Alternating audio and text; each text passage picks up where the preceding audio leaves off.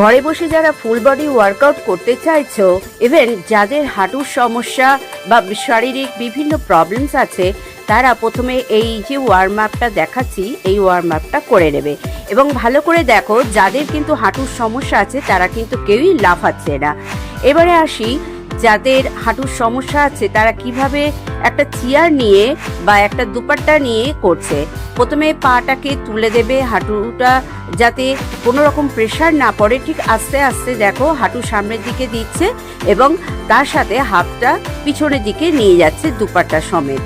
এবার নিঃশ্বাস নেবে আর ছাড়বে, ঠিক এই রকম ভাবে পুরো ওয়ার্কআউটটা তোমরা করতে থাকবে।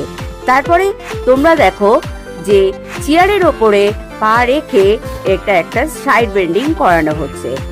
এই রকম ভাবে তোমরা 5 থেকে 10 বার করবে প্রথম।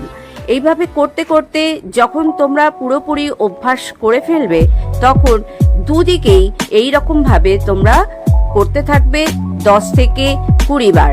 করতে করতে দেখবে তোমাদের অনেকটাই বডি ইজি হয়ে গেছে, তখন আর কোনো রকম তোমাদের প্রবলেম হচ্ছে না। তারপরে কিন্তু তোমরা চেয়ার সরিয়ে ইজিলি করতে পারবে। ঠিক আছে, এই রকম ভাবে তোমরা পরপর করতে থাকো।